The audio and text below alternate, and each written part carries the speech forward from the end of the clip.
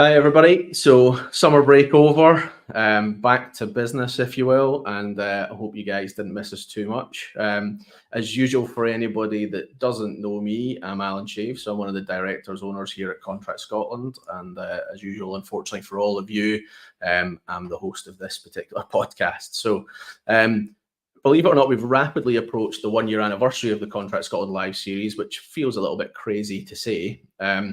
I created this podcast series really just to bring together our existing network, bring in some new people, and finally kind of share some of the incredible knowledge and stories that these guests have. So please do follow us on LinkedIn. Just make sure you catch updates in each episode, or you can subscribe on Spotify or Apple Podcasts to make sure you don't miss anything.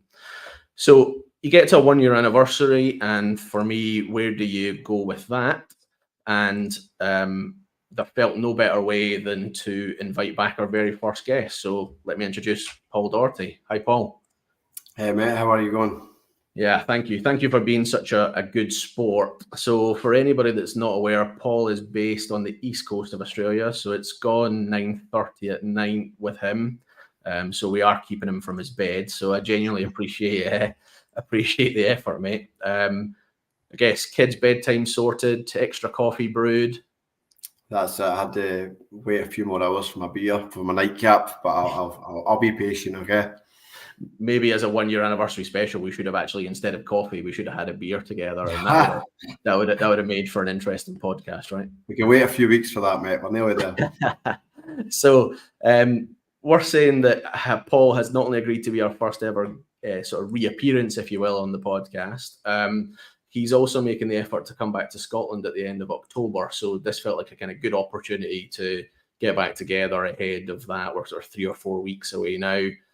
We'll be holding a couple of events for anybody that's thinking about making the move to Australia. So if you want to learn more about what might be involved, what to expect, get the benefit of Paul's experience, then come along to those. So Saturday, the 26th of October, we're going to hold an Aussie breakfast barbecue in Stirling from 9 a.m. to 12 p.m. That's his wacky idea. Yeah. So no idea what to expect from the Scottish weather, but when do we ever? So the good news for anybody coming along is that we'll be indoors and none of you guys need to do the cooking.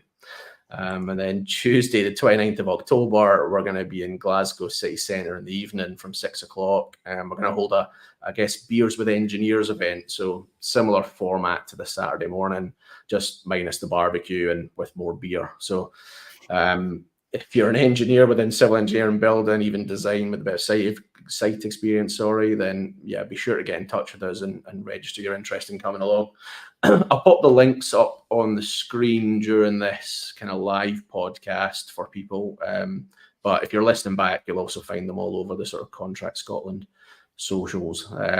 We're also keen to meet with site agents, project managers, QSs, and I guess there's an opportunity to bring along partners too, if that would be helpful. So, Paul, maybe just for a bit of a recap for anybody that missed sort of episode 1, and people should obviously go back and catch that, but why don't you just tell us a little bit about you and your background and what the heck you're doing in Australia? Yeah. So fast forward version, came out here in 2012 for a short year's working holiday, and the intention at the time was to travel around Australia and try as many pubs as I could. But that plan actually never ever eventuated, unfortunately. I started working almost like straight away once I got here. At the time, it was a FIFO, which is fly in, fly out project, which is still very, very common in Australia.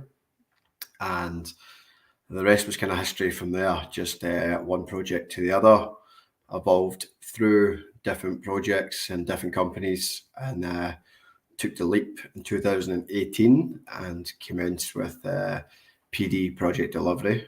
And back then I was a lot more naive, believe it or not, and it was just more of an opportunity to be more of a freelance, as I think more the expression in the UK, and just pick and choose my jobs. I also seen an opportunity that it was becoming more desirable for companies. And then while working and building some networks on some decent projects, I picked up a few opportunities to bring some extra people along with me, work under my under the PD Project Delivery banner. And from there, it just kind of grew and grew, particularly I'd say in the last 3 years, 2 to 3 years, we've went from like a 1 to 2 man band, as you would call it, to like an established small business that's actually covering in all states in Australia. So we are based in Queensland. Majority of our work is in Queensland, but we're now touching different places such as the Northern Territory, Western Australia, New South Wales, and the rest. And it's very exciting stuff. We've got engineers, supervisors, quality assurance, safety, and we're even getting some more like site admins and stuff as well. So we're not recruiters. That's why we use people like Alan Shave and Contract Scotland. We are a project management, civil engineering consultancy business. It's a very grey line at times of what's the difference, but it's more we're going to retain more people. We build a network and we invest in the people to go onto a project and add some value. And that can be short term, it can be long term additions. And along with that, we also directly tender on projects to project manage them and manage them on behalf of clients, such as local councils or private entities. And that's exactly where the business will continue to grow. I know I say this, and I'm obviously biased, right? But people see this at the events that we do. I think what I love about working with you and the work we do together is that you are an engineer, right? You're a guy from the west of Scotland who went out to Australia on a working holiday visa, and you've built a successful business, in the last however long. And I think when people get to meet you, I think people would think, oh, I'm talking to the MD of this business, and sure, you clearly know what you're doing to deliver at that kind of level, but you are also just a normal guy. And I think that will come across. Yeah. Simple as they come. Yeah. I don't know about that, mate. But it's important that we all keep humble and we keep real as well. Like I'm passionate about what we do. I love being an engineer. I love working in the construction space. And getting to see a lot of the younger engineers come through is actually quite exciting. And try to add a bit more. Like I'll always tell the story of my first day working as engineer through Kincardine, of all places, through the Stirling area, I think that covers. And one of my construction managers, I won't name names, his polite words at the start weren't so supportive. It was more, if I catch you without a tape measure or a calculator, there's going to be trouble. And for years after that, I used to go to bed with a tape measure and a calculator in case he turned up. So I try to add a different kind of context and a different strategy when I'm the up and coming engineers, and show a bit more support and encouragement. You don't know everything. That's why we're starting from where we start, and you need to learn. So yeah, it's definitely changed over the years. No, I was going to say we'll talk more, obviously, about the work that Contract Scotland and PD Project have done together. But what constantly shines through, I think, from the people I speak to who've come across to Australia to work with you, and we're not talking about one or two people here now. We're talking, more than that, shall we say? And obviously, I share some of the testimonials, the video testimonials that these guys have been good enough to do for us. But what shines through, I think, is that support, right? Be easy to move. Well, it wouldn't be easy, but let's say easy to move from Scotland to Australia, get a job. But there's a difference in coming to work for someone that actually has maybe trod the same path and actually has a sort of personal vested interest because of that to make sure you settle and you get what you need from it, and that you're also learning and developing it. It shines through. So absolutely. And just on that, I think it's a massive compliment to the work we do with Contract Scotland, because as you know, when you hire new people, you interview, you get a resume and you go and interview them and stuff. You don't really know that much about them. Whereas the beauty we have is the people we are getting from you guys is you know them, you've worked with them, you get serious references and stuff. So the level of comfort I've got is much more like much higher, and I can feel more relaxed and concentrate on the bigger items there. So when people do come across, or if they've already came across, but through the process, is spend the time on the things that there's a lot of little things that people need to learn. Like Australia culture is definitely different, but it's also very similar to the UK. Like speak English or speak Scottish, but we could argue over that one. But we all speak the same language and generally speaking have the same values. But just small terminology things, small things like setting up banks, phones, the little things that are individually small, but when you come to a new country, you have to learn it all at once. It's very overwhelming. When I did it, I met some good people immediately who were very supportive, but I was working for a big company and I always felt there was no one in the company I could just chap the door and say, hey mate, how do I do this? Because you felt almost embarrassed to do it. So it was almost a distraction as well, because you're trying to learn that on the side. So the hope that I've got is people don't have to go through all of that. You still have to go through it in your own way, but we always try to prepare, as you've seen, some cheat sheets for people for terminology, for even settling in, and even for the partners as well. There'll be different things that they'll have to learn. So our philosophy is that the quicker people settle in and the quicker people are relaxed with the home life and everything else, the quicker they get involved. And we can honestly say, hand on heart, we have not had an unsuccessful Contract Scotland PD engagement yet. Every single one is absolutely hit the ground running, and the clients absolutely love them. They come here, they're so hungry, they're so excited, and they're so invested in just doing the right thing. And with a country that's got so much work right now, there's definitely a demand and a shortage.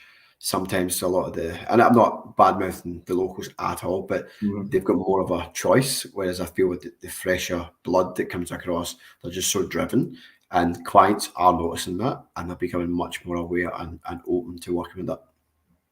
So warning to anybody, don't be the first one to mess this up. No pressure.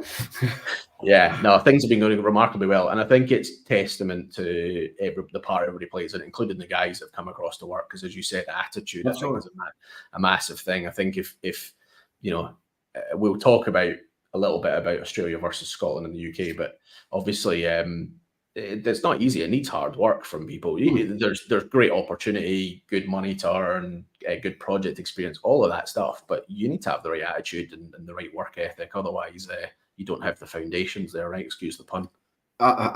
Absolutely. And the other thing we always talk about is, like, I'm obviously biased to this country. I love it. There's so much opportunity, so much sunshine, so many beaches and stuff like that. But you also need to be aware that there's a lot of hard work involved here. Like, some of the projects we do as engineers won't be on the doorstep. Some of the young lads, and we talked about young Tom earlier, he's out in the bush, proper in the bush working. He'll drive to site someday, not pass a car for 3 hours and things like that. So, like, he goes and does that, but it pays off, but he does well. And then when his time off, he gets to go to fly to Melbourne, fly to Sydney, go to the beach for the weekend. Like, it's a pros and cons. Yeah, it's a hard life. I was talking to somebody last night, a company that are coming from another part of the world to Scotland to interview, and the conversation I was having was, they were like, should we go to Edinburgh or Glasgow? Like, I mean, you know, will people from Edinburgh be all right heading across to Glasgow for an interview and stuff like that? And it's just like, you're like, what's it, 45 minutes, an hour or something, right? Whereas like in Australia, that's passport shots. Yeah. Right. Let me take. Sorry, I was going to take us on and say that in that first episode we did, which, as I say, people should listen back to, we spent a bit of time a year ago kind of talking about what's happening in the market out in Australia, and, you know, like trying to forecast markets and what the next 12 months are going to look like is hard at the best of times. I think within construction and whatever, it's probably even harder than most. How do you reflect on the last kind of 12 months versus what you thought would happen in the market in Australia? Has it played out as you expected, or were there any differences? Yeah, it definitely. I wouldn't say it's as expected, but we knew it was going to be a big year. We knew it was going to be busy. And so we refer to Southeast Queensland a lot when we talk. Southeast Queensland is Brisbane, Sunny Coast, and Gold Coast. For anyone, that could be like a 200-300 kilometre from one end to the other.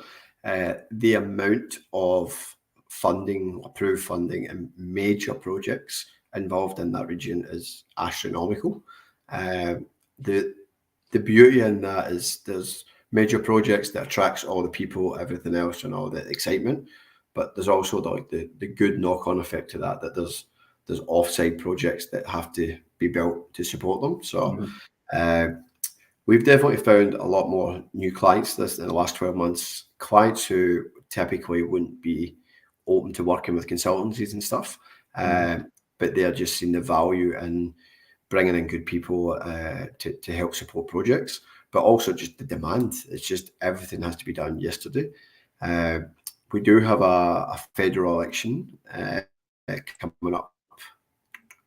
I think it's next month, or this month, actually, October. Yeah. So there's a lot of scrutiny on that. I won't dive into that of who's saying what, but that's obviously going to play on projects. But over the next 5 years, we're talking billions and billions of dollars in the infrastructure alone, and that's not even referring to the small subject of the 2032 Brisbane Olympics. So there's such a big push on for that. I would say they're behind schedule from what I read and what I see.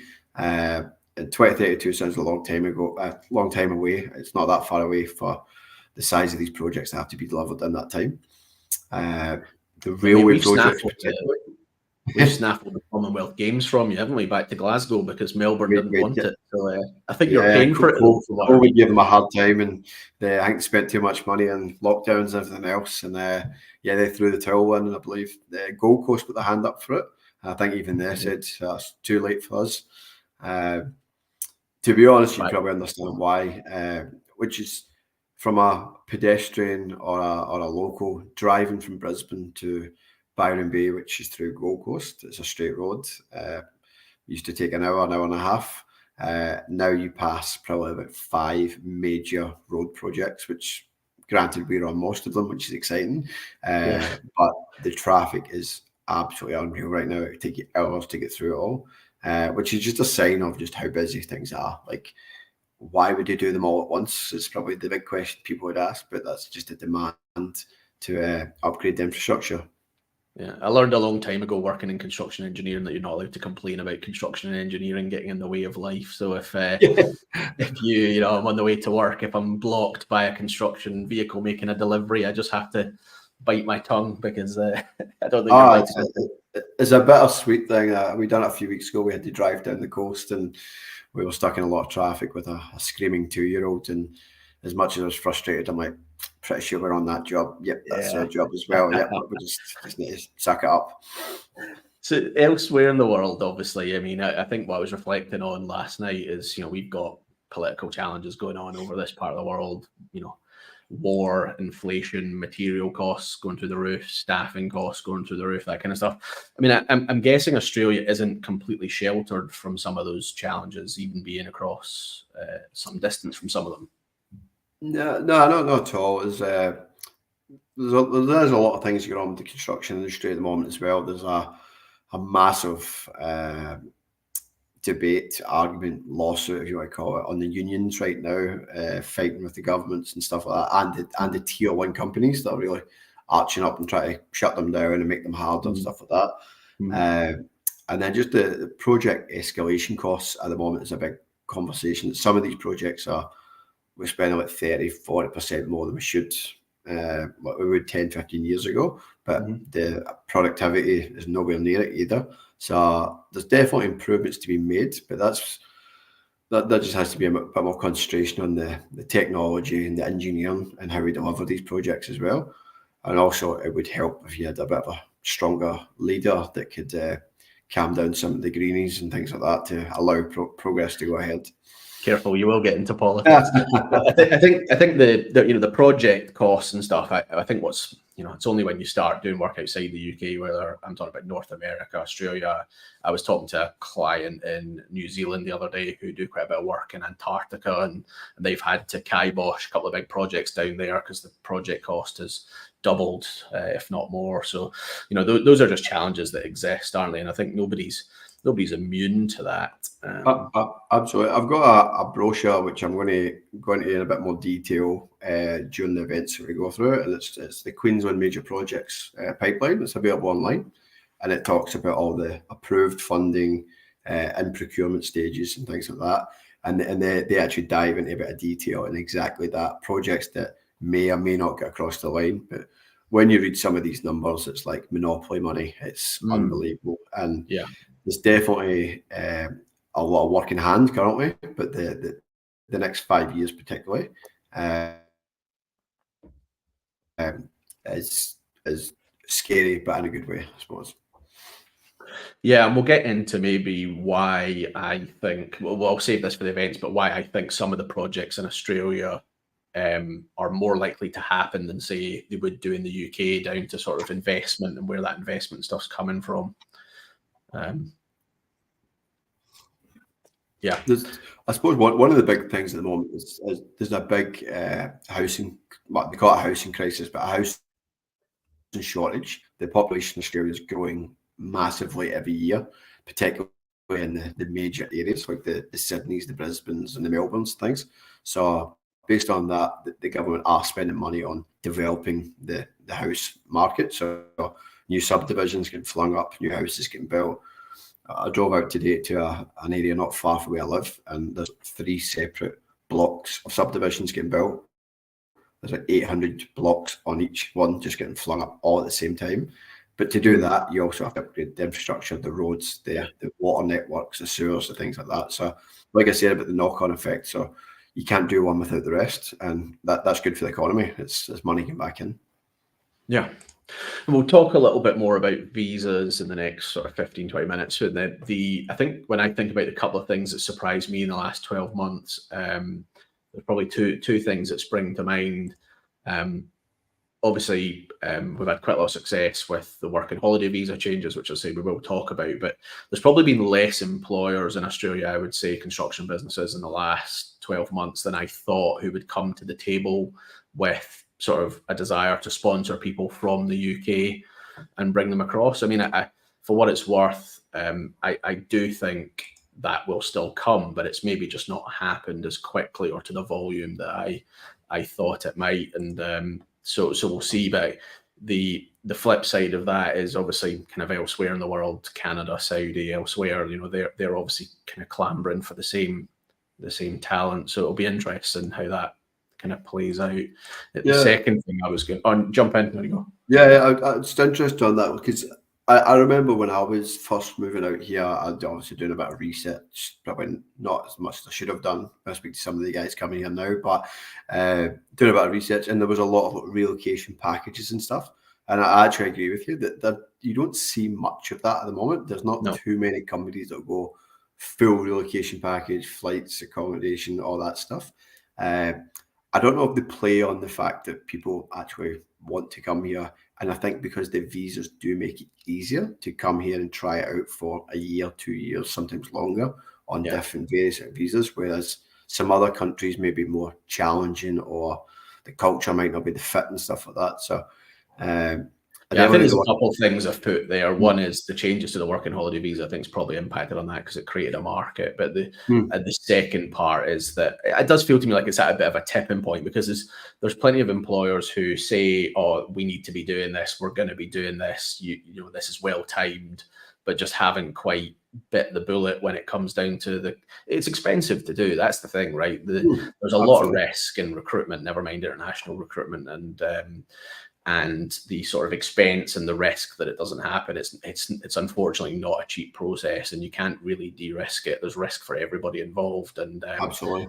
So it's a leap of faith, but the reward when it comes off and you get good people who maybe end up staying for 10 plus years like yourself or whatever, you know, and the reward is there. But we'll talk more about that at the end of October, I'm sure. And the other thing I've seen, which has been really positive for me, has been sort of a bit of a growth in the demand for QSs, which again I'll talk about at the end of October. But going back 10 years ago, I really struggled to get QSs jobs in Australia because of the whole QS versus contract administrator thing. But there seems to be a real push in companies who are either heading down a sort of UK QSing type path just because some of their commercial directors and the likes are from the UK, and that's where they've ended up. But it's definitely created opportunity. So that's been an interesting change on what I expected. Absolutely. The term QS, a quantity surveyor, is obviously a commonly known term, but in the civil construction space, it's not commonly used, even though people know what they are. It's more of a building thing. But a lot of QSs that I know that have come from South Africa, Canada, or the UK, they tend to go into more of the commercial managers, commercial directors, that the kind of roles they tend to go into, and they seem to like streamline quite fastly. Like that experience reflects quite fastly across here. There is actually companies that I've noticed. A few years ago, I saw them pop up, and they used to do QS recruitment, and I used to always think like they can't be that busy. Like how could it? And they all seem to be flying off the handle. So it just kind of echoes your point there. Yeah, definitely more to come on that. And again, we'll talk about that more at the end of October, which will be a phrase I keep repeating, but we don't have long enough to get into some of the detail that we're going to get into later on. So yeah, market in Australia, I think you're still as positive about the long-term sort of pipeline. I mean, I think it's crazy when you look at it versus parts of the UK. You still think that looks good? Absolutely, yeah. There's no sign of anything drying up or getting quiet. Like, even this time of the year. Like I say this time of year of October, but like it starts to be people get a bit more hesitant about either starting stuff or starting new people all the way to like after the next quarter and things like that. Yeah.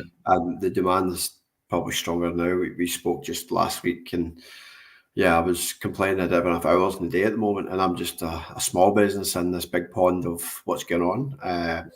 It's definitely ramping up, and there's even like the election this month, which will make a lot of things go into caretaker mode and things, but there's still major projects getting awarded. Like there was one awarded just last week that I was involved in the tender, and they've just awarded that, which is half a billion alone in that. Yeah. And that's going to suck up so many people straight away just with one project. I don't know if I told you this story, I might have done, but and I'm going to swear for the first time ever on this podcast, right? I was talking to a major international contractor that everybody would know if I said their name, but I'm not going to. And I was talking to their head of commercial about some QSing requirements across Australia. And I was saying to her, listen, what projects do you need people on? And she's English, right, for what it's worth. But she said, she was like, well, yeah, we've got this project down in Melbourne, and then got this small roads job to do. It's a couple of $2 billion. And I was like, are you taking the piss? I was like, wait a second. Did you just say small and $2 billion in the same sentence? I was like, is that, we haven't had too many 2 billion projects in Scotland recently. It's true. And like I say, it sounds like monopoly money sometimes when they talk about these projects. Like, and they're definitely under a lot more scrutiny than they were before, but they're still major projects. So it's pretty scary when you see it. Yeah.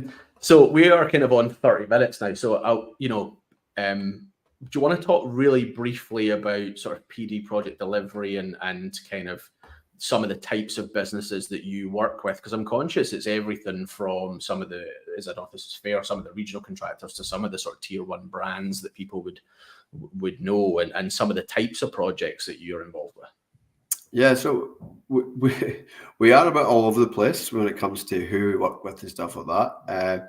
Originally, we were predominantly just working for tier ones, so we just contract on major projects, and then that's just evolved through just the journey, I suppose. But so we go tier one projects, so your major road, rail, and bridges kind of projects. That's pretty standard. And then over the last few years, we started even doing some cool jobs in the dam space. We work with even smaller contractors, your tier threes that maybe turn over, say, 100 to less than 100 million, stuff like that. They just need a demand to, because they usually sub you onto bigger projects as well. So we're doing a bit of work in the renewable space, so the solar battery kind of environments, which is pretty cool for us to be involved in stuff like that. And then we still dabble in the mining space, not directly in the mining game, like we don't do that, but all these mines expand. They've got infrastructure, they've got new camps, airports, and things like that. If someone said to me a few years ago that I'm working for a company that's just decided to build an airport, it'd have blown my mind. But that's kind of what happens up in these mines. They just extend runways and build new camps, and and then when the processing yards, they upgrade them and stuff. So we're always up there as well. So that we do both sides of the fence, is how I describe it. We do the contractor delivery, the hands-on, I'll swear as well, get shit done kind of attitude, and make jobs move on. But we also do the project management for like clients. Clients engage us to actually manage their projects. The subcontractors come through us, we verify it, we make sure that the project runs as smoothly as possible. with as less disputes and that's possible. And then we aim to hit like an amicable outcome to get good budgets and good finish dates. Yeah, okay. That gives us a decent snapshot. And again, in late October, you'll end up talking quite a bit more about sort of PD project delivery and what people could expect if they came to work for you guys, which takes me on to sort of, I guess, why you are coming across to Scotland in late October. I mean, you and I have had quite a bit of success with you on the other side of the world and us back here in central Scotland. So why bother, I suppose, is my question. I just think that we only really had a go at this by coincidence when we've obviously been friends for years. And then when we coincidentally asked to have a conversation with me, and I think it was the week I was coming home anyway, which was March last year, I think it was. Yeah, I think so. Yeah. And then we just obviously that we caught up that day, had a bit of a brainstorming activity, and we just had it off and decided let's really try this. And just seeing how quickly what we've done in such a short period, and without sounding cliche or cheesy or cringy or anything like that, but seeing what it's done we've literally had people's lives change. They've moved to the other side of the world. They're doing things they've never done before. They're literally doing great things because of something that we had a coffee and decided let's have a crack at having a go at this. And it's just been it's exciting. Like I got a real buzz out of it. I'm real proud to be part of it. And by the success we've had with all the people so far, I felt like we do regularly Teams interviews and things, that why not come across? And I always believe that we can put as many posts and videos and everything else up, but there's nothing like just being in front of people, having a chat, having a barbecue, having a beer. I knew you were going to say that. Yeah. I don't think there's any more intimate that you can do to talk with people about work-wise. And I feel like I've obviously got people I've worked with in the past that hopefully come along to the event. I would love to see them. And if you're kind of thinking on the fence, and that's why we opened up to partners and that as well. I think that's a big thing, that third-hand information in any form of life is hard work. So bring them along, ask any questions about life, about spiders, about snakes, about flights, about visas, you name it. Like that's what I'm there for. And I'm really, really keen on meeting as many people and talking it and being honest and being genuine about it. Like and I think it's important that people actually get to ask them questions from someone that's done it. Like I've been through it. I've been through more visas than anybody can imagine. And I hope that my story can probably inspire or excite people enough to have a crack. Awesome. No, I'm genuinely really looking forward to these. I mean, I think I wax lyrical about Australia all the time to people, right? And don't get me wrong, I doubt Australia is a perfect country. What country ever is? You know, every country has things going on and stuff. But there's two stories I would tell from a construction engineering perspective. You know, I'm working with guys and girls, with yourself and other people, right, who maybe have like, some of them as less as 2 years experience working on like small civil engineering schemes in Scotland. There's somebody that springs to mind, working on like £1, £2, £3 million civil engineering projects. And she's now working on like $1 billion rail project. And you're like, if I took that, you know, I've worked in recruitment long enough in Scotland to say, if I took that individual's profile to some of the tier 1 contractors in Scotland, I'd get laughed out the door, because they'd be like, well, they've never done that size of project before. They've never worked in this environment before. How could they possibly do it?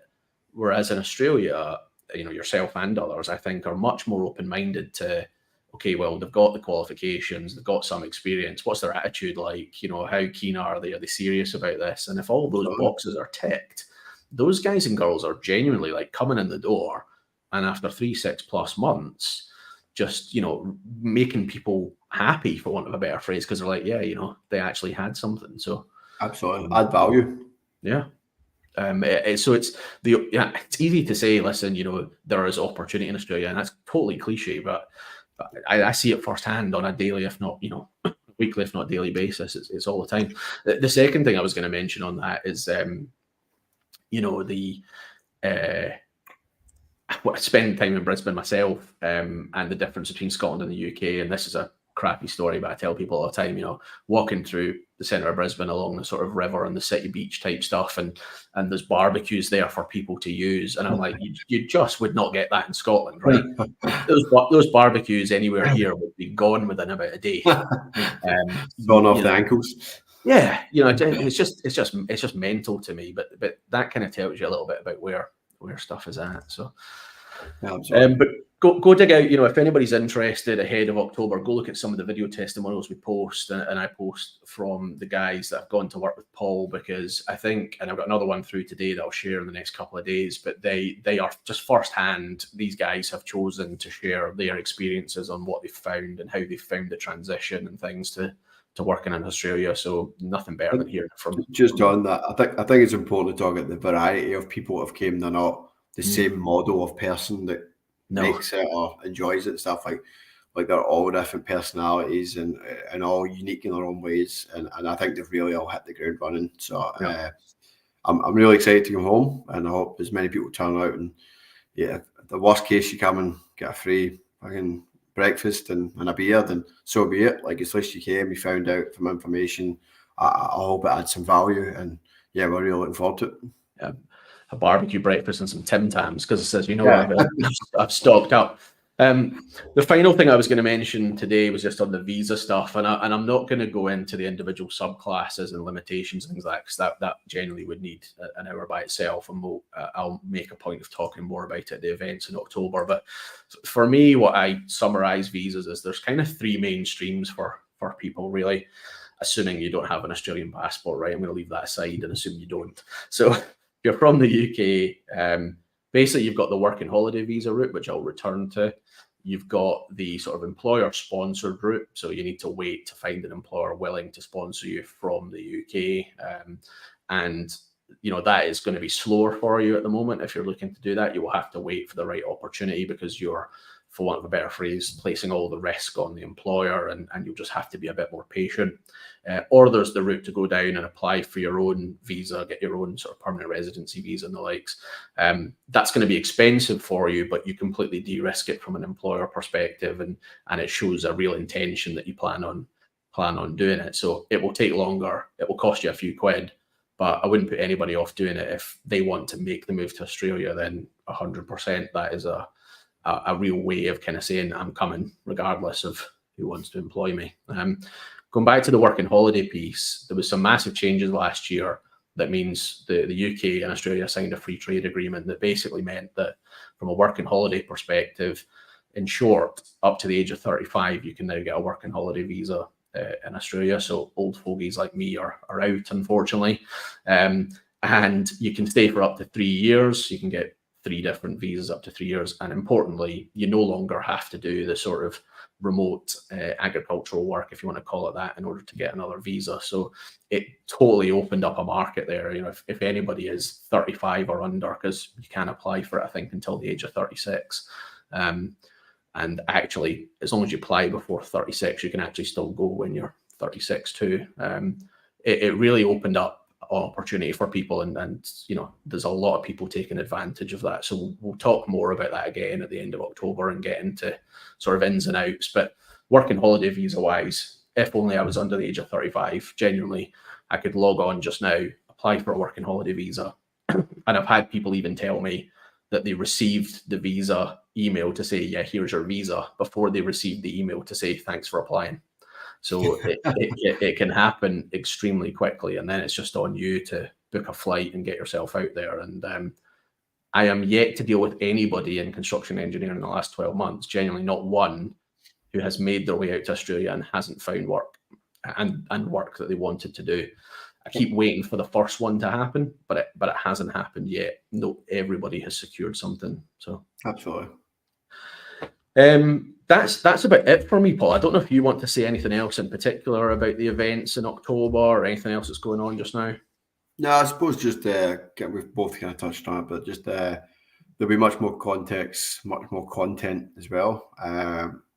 We won't bore you with line by line PowerPoints and things like that, but my intention is to show a bit more like inside of what it actually looks like rather than talk high level, maybe dive in a bit deeper, even talk about terminology on things, of like even roles and equivalent positions across the board. Talk about the biggest things: salaries, wages, things that people actually care about, and what that looks like. And even I want to even dive into a little bit of the Australian culture on even the seasons of the year and what that looks like. And I'm not just talking about sunshine. I'm talking about wet season and dry season, things that you probably never even thought about being a problem before. I didn't know there was a dry. There's definitely not a dry season in Scotland. I'll tell you that. Hot rain.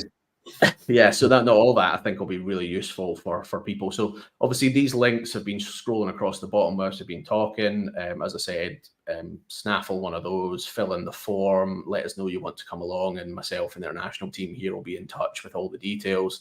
Alternatively, you'll find these links on our socials too. But yeah, really looking to meeting everyone. A great opportunity to say hello, network with us all, and hear from Paul firsthand on what to expect with Australia. So connect with either of us on LinkedIn too. You'll find us on there. Get in touch the old-fashioned way if that works as well. But yeah, otherwise, thank you, Paul, for jumping on and taking a bit more punishment. I do appreciate you coming back. Look forward to catching up with you in October. And yeah, thanks to everybody for tuning in. Thank you. Take care. Bye-bye.